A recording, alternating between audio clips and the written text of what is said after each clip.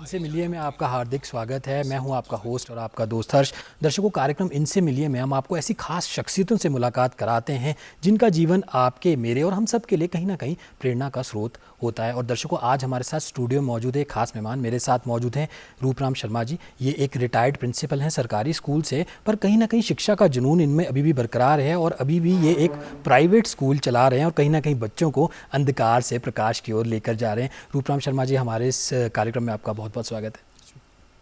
Sir, आज आप हमारे स्टूडियो में आए हैं और कहीं ना कहीं जो आपका जीवन है वो हम सबके लिए प्रेरणा का स्रोत है। रिटायर्ड होने के बावजूद भी आप अभी भी बच्चों को पढ़ा रहे हैं, अभी भी स्कूल चला रहे हैं और कहीं ना कहीं जो शिक्षा है वो लोगों को प्रदान कर रहे हैं। तो पहले तो मैं आपसे जानना चाहूँगा, जो भी आपको देख रहे हैं हमारे दर्शक, कि आप कहाँ से हैं, कहाँ आपका जन्म हुआ, प्रारंभिक शिक्षा कहाँ से आपने प्राप्त की? मैं डिस्ट्रिक्ट सोलन अर्की उपमंडल के एक गांव बातल से बिलोंग करता हूं और मेरी जो प्रारंभिक शिक्षा है जी वो बातल स्कूल से शुरू हुई। वहां से मैंने मिडिल पास किया। उसके बाद हायर सेकेंडरी मैंने गवर्नमेंट स्कूल अर्की से पास किया। उसके पश्चात मैं डिग्री कॉलेज सोलन से बीएससी नॉन मेडिकल में पास किया। जी। बीएड एचपी यूनिवर्सिटी से की, एमएड एचपी यूनिवर्सिटी से पास की और पोस्ट ग्रेजुएशन मैथ्स में ओस्मानी यूनिवर्सिटी हैदराबाद से की। जी।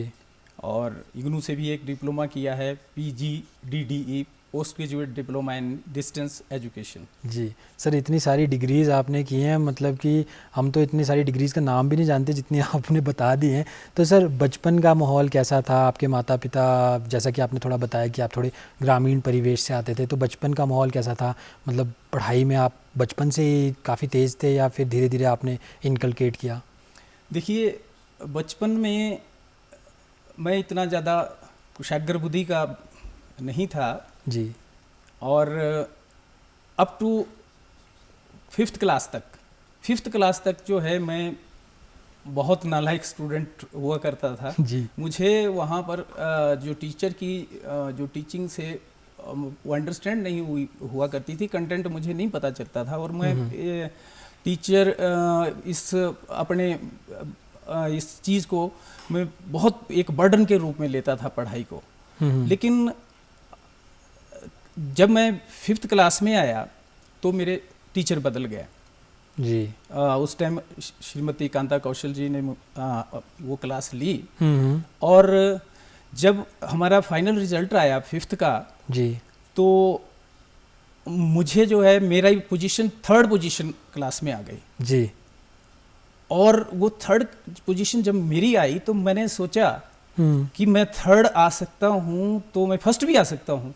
जी। तो उसके बाद मैंने निरंतर परिश्रम किया और टीचर भी मुझे बहुत अच्छे अच्छे टीचर मिले और उसके बाद मैं रुका नहीं, मैं हमेशा प्रथम ही आता रहा आगे तक की अपनी एजुकेशन में। जी। तो कहीं ना कहीं आपके जो गुरु थे, जो आपके टीचर थे, उनका काफ़ी एक रोल रहा। कहीं ना कहीं उन्होंने आपको एक जिसको कहते हैं एक पुश दिया और अगर मैं कहूँ कि कहीं ना कहीं आपकी सफलता में उनका भी एक श्रेय है तो ये अतिशयोक्ति नहीं होगी। बिल्कुल, टीचर का बहुत रोल होता है। किसी भी स्टूडेंट को बुलंदियों तक पहुंचाने में सिर्फ टीचर का रोल होता है, घर का रोल होता है, लेकिन टीचर का रोल बहुत अहम रहता है। जब बच्चा घर के परिवेश से बाहर स्कूल के परिवेश में जाता है तो वो अपने जो टीचर्स होते हैं उनको ही सब कुछ मानता है, उनको ही आइडियल मानता है। तो मेरे जीवन में जो है, जो मेरे बाल्यावस्था में जो मेरे जीवन में जो अध्यापक आए हैं, मेवा सिंह गिल जी अब इस दुनिया में नहीं है, शंकरलाल शास्त्री जी जो हमारे गांव से बिलोंग करते हैं और श्री मदन लाल शर्मा जी सानन गांव से हैं, उनकी टीचिंग इतनी इफ़ेक्टिव थी कि आज भी जब मैं टीचिंग करता हूं तो उनकी टीचिंग जो है, उनके मेथड जो है वो मेरी टीचिंग में रिफ्लेक्ट होते हैं। जी सर, क्या बोलते हैं, आपको बचपन में कभी डांट भी पड़ती थी टीचर से? अगर मैं अपनी बात करूं तो मुझे काफ़ी डांट पड़ती थी अपने टीचर से, बट कहीं ना कहीं उनकी डांट का ही नतीजा है कि आज अगर थोड़ा बहुत आप जीवन में अचीव करते हैं या कहीं ना कहीं लाइफ में आप अपने आप को कहीं स्टैंड करते हैं तो टीचर्स का एक बहुत बड़ा रोल होता है। और ये भी मैं जानना चाहूँगा कि कौन से आपके फेवरेट सब्जेक्ट थे? देखिए, डांट तो पड़ी है, बगैर डांट के तो जी। कोई एक सही रास्ते पे चलना बड़ा मुश्किल होता है, क्योंकि बचपना होता है, गलतियां स्टूडेंट्स करते हैं, तो उनको सही डायरेक्शन में लेने के लिए, ले जाने के लिए जो है वो टीचर जो है कभी कभी थोड़ी बहुत डांट जो है वो दे दिया करते हैं। और मेरा जो फेवरेट सब्जेक्ट की आपने बात की जी, तो जैसे मैंने कहा कि 5th क्लास के बाद मैं बहुत अग्रिम पंक्ति का स्टूडेंट होने लगा, तो मैं मैथमेटिक्स को बहुत ज़्यादा लाइक करने लगा। वो हमारे जो टीचर थे मदन लाल जी, जिनका मैंने अभी जिक्र किया जी, उनका जो पढ़ाने का जो ढंग था, उनका समझाने का जो ढंग था, बहुत निराला था। और मेरा उसके बाद जो है मेरी उस सब्जेक्ट में जो है वो रुचि पैदा होने लगी। जी। सर, टीचर बनने का कब आपने सोचा? जैसा कि आप जिक्र कर रहे हैं कि 5वीं कक्षा में जब आप पढ़ रहे थे तो कहीं ना कहीं आपके जीवन में एक बहुत बड़ा बदलाव आया, आपने पढ़ाई में भी काफ़ी इंटरेस्ट लेना स्टार्ट किया, अच्छे मार्क्स भी आपने लेने स्टार्ट किए, मैथ्स आपका फेवरेट सब्जेक्ट बन गया। कब आपने सोचा कि मुझे टीचर ही बनना है? क्योंकि आपने इतनी सारी डिग्रीज़ की हैं, आपने इतनी सारी यूनिवर्सिटीज़ में जाके पढ़ा है, कब आपने सोचा कि मैं टीचर ही बनूँगा? देखिए, ये बड़ा इंटरेस्टिंग वाक़या है। जब मैं हायर सेकेंडरी पार्ट 2 में पढ़ता था तो उस टाइम हमारे गांव के नज़दीक, बिल्कुल मेरे गांव के साथ एक गांव है, वहाँ से 2 बच्चे उनके पेरेंट्स ने मेरे पास पढ़ने के लिए भेज दिए। एक 9th में था और एक 10th में था। तो उनको मैथ्स विषय जो है वो बिल्कुल समझ में नहीं आता था, बहुत वीक थे वो जी। तो 3-4 महीने मैंने उनको कोचिंग दी और उनको फंडामेंटल्स क्लियर किए मैथमेटिक्स के, और उन्होंने जो अपनी क्लास की जो परीक्षा है और बहुत अच्छे अंकों में पास की जी। उसके बाद जो मुझे प्रशंसा मिली और लोगों का तांता, गांव के, मेरे अपने गांव के बच्चे मेरे पास आने लगे, दूसरे गांव के बच्चे भी मेरे पास आने लगे, और जो प्रशंसा मुझे उनसे मिली, तारीफ जो मेरी हुई जी। उससे मेरे को एक ऐसा मोटिवेशनल पावर मिली कि कहीं ना कहीं मैंने उस टाइम ये सोच लिया कि मुझे अध्यापक बनना है। जी। उसके बाद जब मैं कॉलेज में था तो कॉलेज में भी जब मेरे मित्र हुआ करते थे जिनकी सप्लीमेंट्री वगैरह रह जाती थी, कोई सब्जेक्ट नहीं क्लियर होता था, तो वो मेरे रूम पे आया करते थे और मुझसे गाइडलाइन लेते थे। मैं उनको पढ़ाता था जो उनका सब्जेक्ट रह गया है, और वो उनका कहना भी यही था कि भी आप जो पढ़ाते हैं वो हमें समझ में आता है, कॉलेज में हमें पसंद वो समझ में नहीं आया। जी। तो ये सारे फैक्टर रहे हैं जो जिसने मुझे ये डिसाइड करना और ये मेरा अपना एम जो है वो निर्धारित करने के लिए मुझे मोटिवेट किया है। जी। रूपराम जी, आप इतनी छोटी उम्र से लोगों को पढ़ाते आ रहे हैं, फिर आपने टीचिंग भी करी, फिर आप प्रिंसिपल भी बने, अब अभी भी आप बच्चों को पढ़ा रहे हैं। तो शिक्षा का हमारे जीवन में, एक आम व्यक्ति के जीवन में, और ख़ासकर जो हमारे युवा हैं, भारत को तो ये कहा जाता है कि युवा देश है, तो हमारे जीवन में शिक्षा का क्या महत्व है? देखिए, शिक्षा के बगैर तो आदमी पशु है, क्योंकि शिक्षा हमारा सर्वांगीण विकास करती है।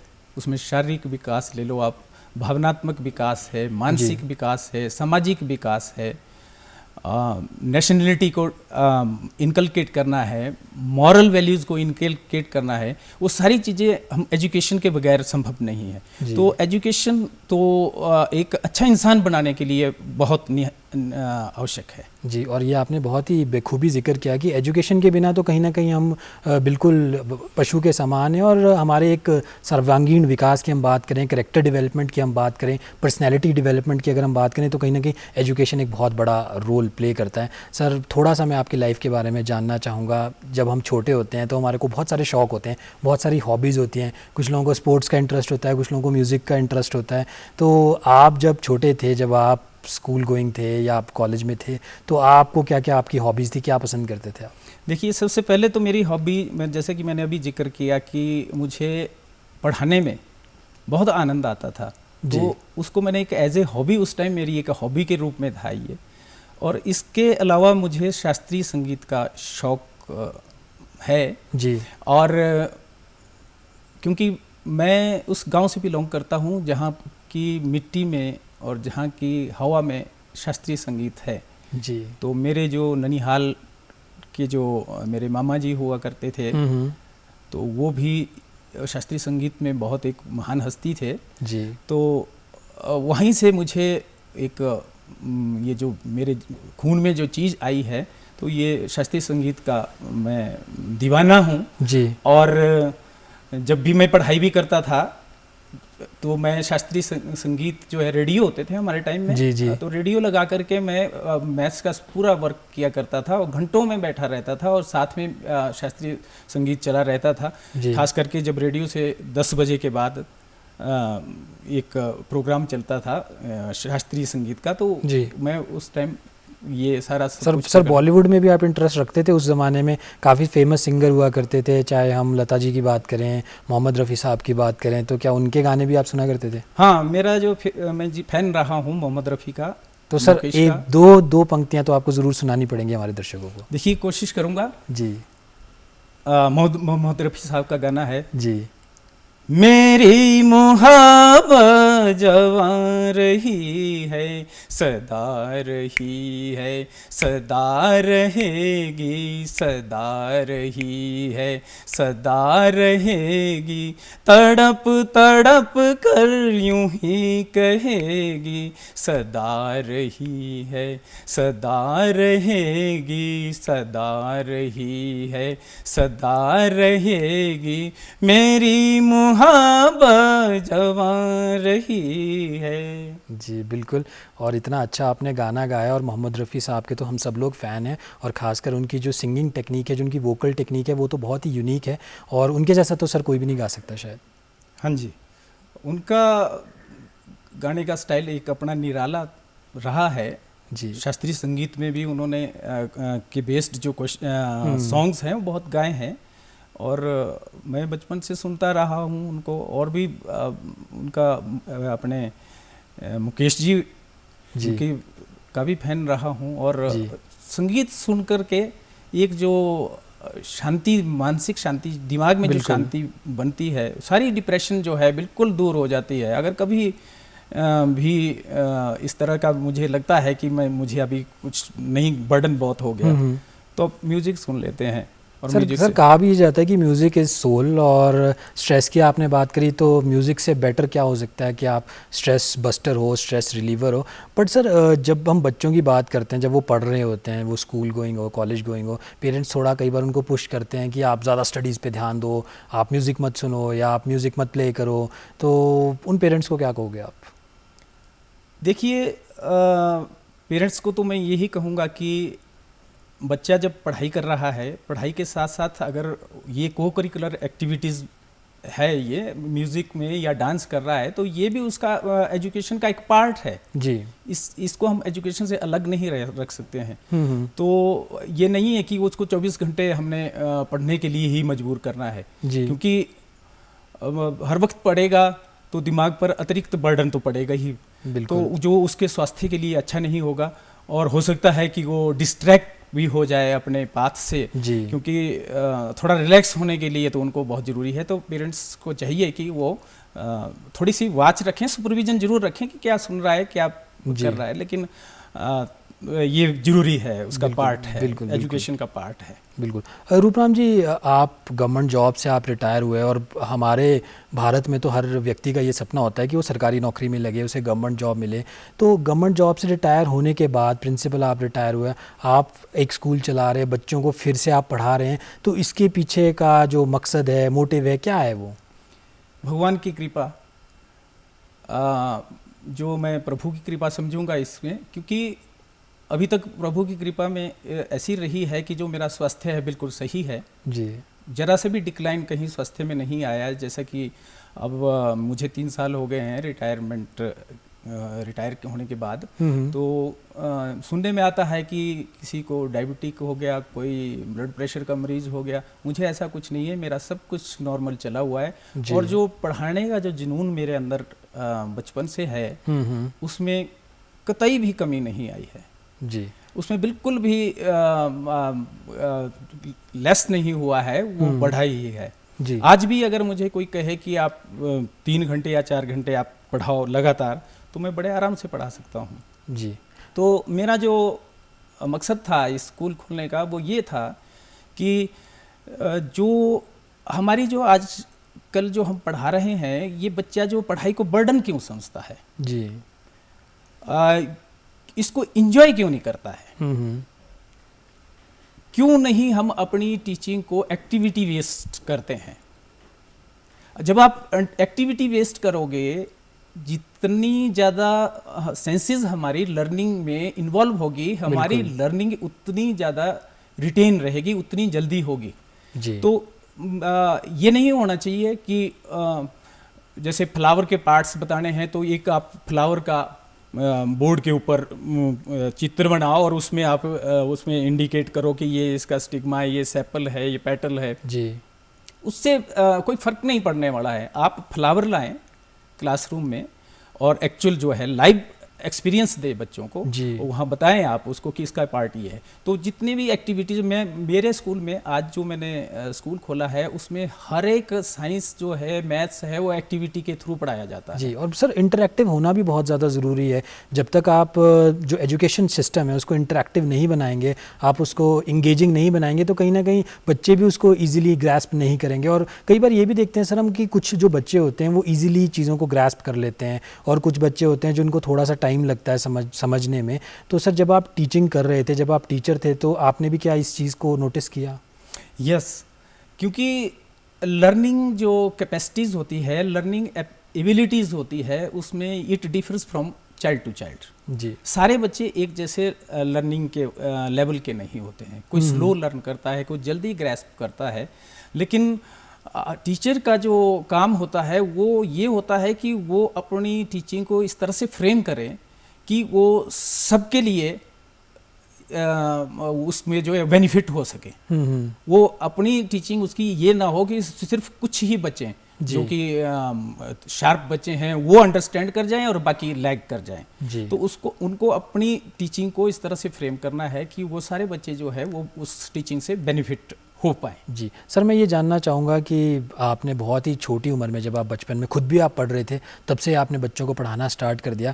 बट मैं ये जानना चाहूँगा, जब आप पहली बार, जब आप एज ए टीचर क्लासरूम में जब आपने एंटर किया फर्स्ट टाइम और आपने बच्चों को सामने देखा और जब आप पढ़ाना आपने स्टार्ट किया, तो वो फीलिंग कैसी थी? क्या आप नर्वस थे, आप खुश थे, क्या फीलिंग थी उस टाइम?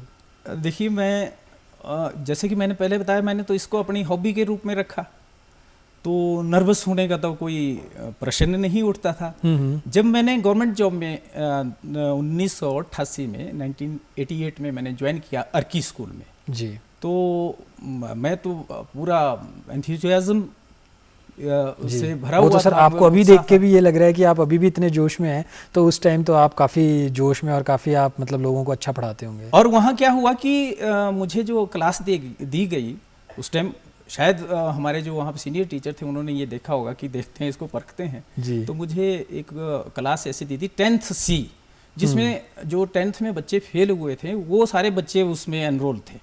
और उस क्लास की मुझे साइंस दे दी गई कि और शायद उन्होंने ये सोचा होगा कि ये नहीं कर पाएगा।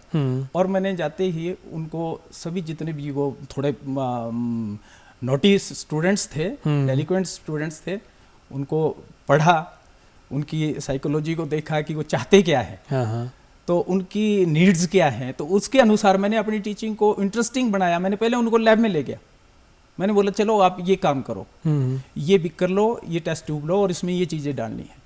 तो उन्होंने देखा, डालते रहे, क्योंकि लर्निंग बाय डूइंग हो रहा था ना, क्योंकि उसमें बच्चे को इंटरेस्ट पैदा हो रहा था। तो उन्होंने देखा कि करने के लिए तो बच्चे वैसे ही आतुर रहते हैं कि कुछ ना कुछ करें, उसको करने के लिए कुछ ना कुछ एक्टिविटी चाहिए, अदरवाइज तो बच्चा जो है वो आउट ऑफ ट्रैक होता है।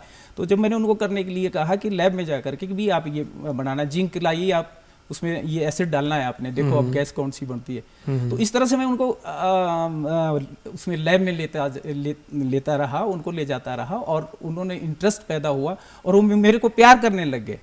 अब वो भागने वाली, जैसे स्कूल से वो भाग जाते थे, वो भागने वाली उनकी वो एक्टिविटी खत्म हो गई, वो स्कूल में मतलब पंक्चुअल हो गए और अच्छे बच्चे हैं, आज भी हम याद करते हैं हमारे को। और सर जब बच्चे छोटे होते हैं तो उस टाइम आपका इतनी एनर्जी आपके अंदर होती है, आपके ब्रेन भी इतना एक्टिव, इतना पावरफुल होता है, तो कहीं ना कहीं जब आप उसको एंगेज करते हैं तभी आप एक अच्छा बेनिफिट ले सकते हैं। और अगर आप एंगेज नहीं करेंगे, आप इनोवेटिव आइडियाज़ नहीं लाएंगे एजुकेशन में, तो कहीं ना कहीं आप इतनी बड़ी यूथ को आप लूज़ कर देंगे। सर जब हम समाज के हर वर्ग की बात करते हैं तो मैं ये भी जानना चाहूँगा, दिव्यांग बच्चे हों या विशेष वर्ग के बच्चे हों, उनको भी आपको पढ़ाने का मौका मिला, तो वो एक्सपीरियंस कैसा रहा?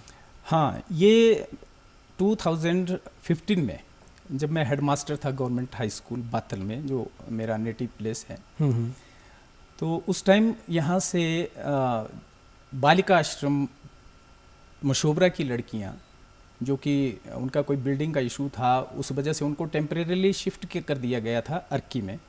तो वो वहाँ पे अर्की में उनका जो जहाँ वो रह रही थी, वो डिग्री कॉलेज अर्की का जो हॉस्टल है उसमें रह रहे थे। तो उसके नज़दीक हमारा स्कूल पढ़ता है। तो उनके 9th और 10th के बच्चे, क्योंकि 10th तक का स्कूल था, +1 +2 के बच्चे उनके अर्की में जाते थे।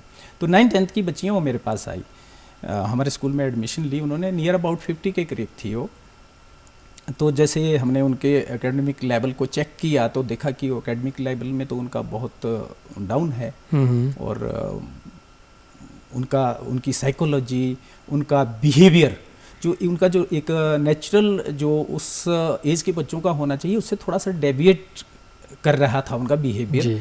वो उसका कारण ये रहा है कि वो उनके जो घर की परिस्थितियां हैं वो बहुत नाजुक रही होंगी, क्योंकि उनके जो पेरेंट्स हैं कुछ तो क्रिमिनल केस में सज़ा भुगत रहे थे, कुछ रेप केस में भुगत रहे थे, कुछ के पेरेंट्स की डेथ हो गई तो उन्होंने उनके पेरेंट्स ने दूसरी शादी कर ली, बच्चों को छोड़ दिया, उनको कोई एक्सेप्ट कर नहीं रहा था। तो अल्टीमेटली वो इन शेल्टर्स में आ गए।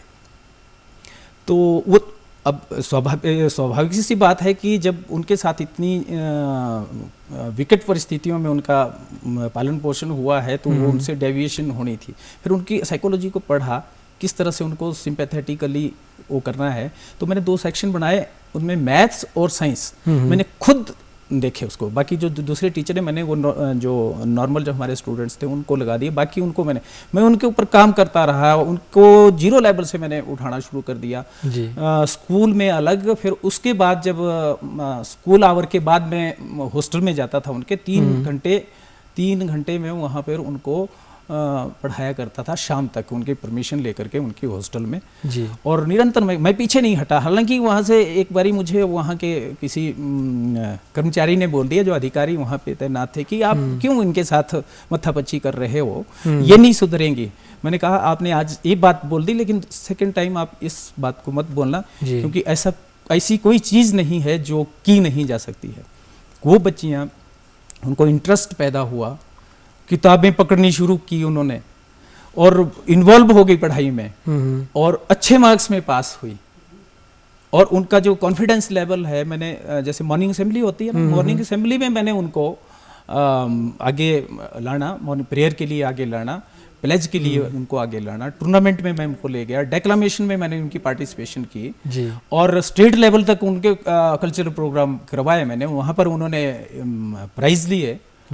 और उनका जो कॉन्फिडेंस लेवल इतना बढ़ा कि वो तो उनको जो है एक मज़े की बात तो सुना रहा हूँ कि उन्होंने अपने डायरेक्टर को एक चिट्ठी लिख दी मेरे बारे में, जिसमें मेरे को उन्होंने मेरी खूबियाँ कुछ उन्होंने दर्शाई होगी उसमें।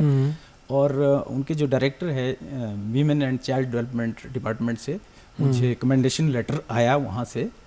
और CWC जो चाइल्ड वेलफेयर कमेटी सोलन है, सोलन से मुझे रिपब्लिक डे पर सम्मानित किया गया जी। और कहीं ना कहीं आपने उन लोगों का भविष्य बदल दिया, कहीं ना कहीं उन लोगों को जीने की एक नई राह दी, जीने की एक उमंग भी दी। बिल्कुल। और सर टीचर्स की जब हम बात करते हैं और मतलब स्टूडेंट्स की हम बात करते हैं, रिलेशनशिप बहुत यूनिक होता है। और मैं अगर अपनी बात करूं, आज भी जब मुझे अपने टीचर्स मिलते हैं तो मैं उनके पैर छूता हूं, उनका आशीर्वाद लेता हूं, वो भी मुझे बहुत प्यार करते हैं। तो सर हम जब बच्चे हुआ करते थे तो हमारे फेवरेट टीचर्स होते थे, क्या टीचर्स के भी फेवरेट स्टूडेंट होते हैं?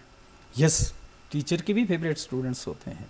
तो मैं एक वाकया कोट करूँगा यहाँ पे जी। जब मैंने ज्वाइन किया अर्की में तो 9th क्लास का मुझे साइंस देगी। तो वहाँ बच्चे जो बच्चे थे, कुछ बच्चे ऐसे होते हैं कि जो बहुत फास्ट होते हैं, लर्निंग में बहुत आगे होते हैं और ज़्यादा क्लास में भी बोलते हैं, रिस्पॉन्ड करते हैं, वो टीचर के साथ भी रिस्पॉन्ड करते हैं। कुछ ऐसे भी होते हैं जिनको हम बोलते हैं कि बगुला भगत है, वो चुपचाप बैठे रहते हैं जी। तो उनको हम पढ़ नहीं पाते।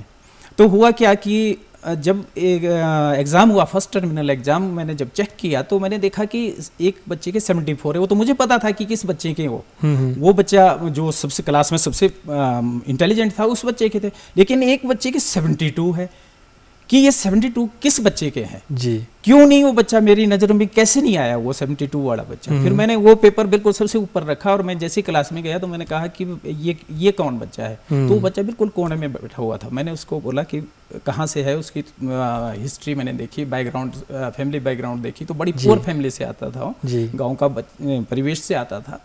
तो मैंने उसको कहा कि भी आप आगे बैठोगे आज के बाद।